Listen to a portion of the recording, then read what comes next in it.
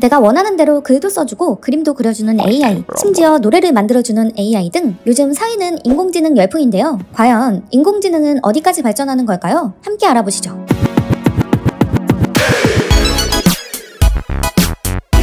여러분도 일상 속에서 이미 경험해보셨을 텐데요. 잘 모르시겠다고요? 우리는 일상 속 가까이에 있는 전자제품에서 심심치 않게 인공지능을 만날 수 있어요. 예를 들어 손을 쓸 수 없는 상황에서 헤이 시리 엄마한테 전화해줘 라던가, 집에서 설거지를 하다가 손에 물이 묻은 상황에서 헤이 구글 TV 꺼줘, 이렇게 나의 음성을 인식해 편의를 주는 시스템을 AI 비서라고 부릅니다. 사실 최근 현대사회에서는 AI가 빠지지 않을 정도로 이미 많은 부분에 직간접적으로 포함되어 있습니다. 앞서 보셨던 것처럼요. 급기야 최근에는 AI가 소설, 논문과 같은 글을 써주거나 작사 작곡으로 노래를 만들어주고 그림까지 그려주는데 그 실력이 가히 파격적인데다가 발전 속도까지 인간이 따라잡을 수 없을 정도입니다. AI는 인간이 주는 지식과 정보를 무한히 받아들이고 저장함으로써 다양한 발전 가능성을 갖고 있지만, 이는 AI에게 정보를 계속 지급해야 한다는 점이 있죠. 하지만 이렇게 인간의 상상 영역까지 침범하는 AI에 대한 화제가 최근 온라인상에서 크게 논란이 되었고, 그 논란은 아직까지도 현재 진행형입니다. AI에는 입력된 정보, 제공되는 정보를 통해 움직이는 도구 형태의 약 인공지능과 스스로 정보를 습득해 인간을 모방한 강인공지능, 더 나아가 강인공지능에서 자아까지 가진 초인공지능이 있는데요. 현재까지 나온 AI들은 전부 약 인공지능의 수준이라 강인공지능과 초인공지능의 단계는 영화에서나 볼 수 있는 거죠. 그러나 최근 챗GPT를 통해 강인공지능으로 발전할 수 있는 가능성을 보고 구글이나 마이크로소프트 등 쟁쟁한 기업들이 준비한 AI를 선보이며 AI 전쟁이 열렸습니다.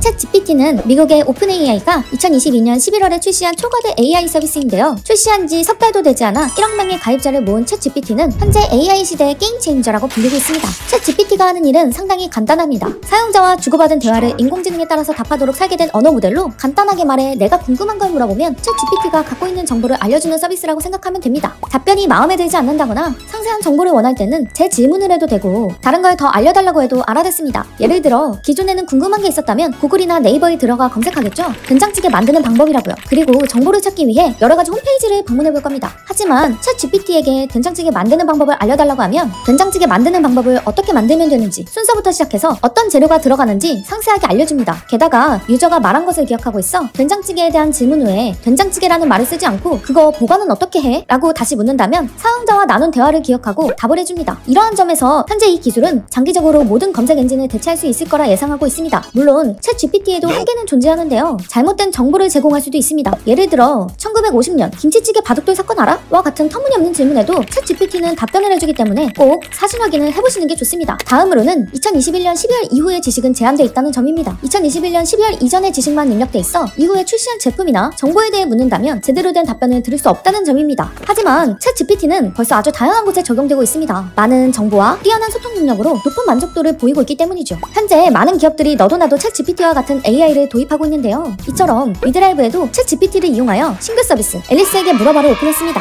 위드라이브 챗GPT 서비스인 앨리스는 자동차, 운전과 관련된 질문에 특화된 서비스인데요. 자동차와 관련된 질문이라면 무엇이든 대답을 해줍니다. 예를 들어 자동차에서 이상한 냄새가 나는 이유가 무엇인가요? 라고 묻는다면 앨리스가 알고 있는 것을 알려줍니다. 바로 이렇게 말이죠. 자동차에서 이상한 냄새가 나는 이유는 다양합니다. 여러 가지 원인 중 일부는 다음과 같습니다. 1번, 먼지나 오염물질, 차량 내부에 쌓인 먼지, 청소하지 않은 에어컨 필터, 타이어에 벗겨진 고무 등이 주요한 원인입니다. 2번, 연료 문제, 차량 연료 시스템에서 발생하는 문제, 예를 들면 낡은 오염된 연료 필터가 있을 수 있습니다. 3번, 배기가스, 매우 강한 화학적 냄새를 유발할 수 있는 배기가스 추출 시스템의 파손이나 제대로 작동하지 않음으로 인해 생길 수 있습니다. 위와 같은 사원들에 대해서 정기적인 점검이 필요합니다. 따라서 정비사에게 상담하거나 담당자와 대화하여 적적한 조치 및 보수 작업을 진행하는 것이 좋습니다. 무려 한 가지 이유만 말하는 것이 아니라 다양하고 그로 인한 해결책 또한 알려줍니다. 검색하고 찾아보는 시간을 절약하는 효과를 보실 수 있죠. 자동차에 궁금한 게 있다면 위드라이브 앨리스에게 물어보세요. 준비한 내용은 여기까지이고요. 시청해주셔서 감사합니다. 지금까지 위드라이브였습니다.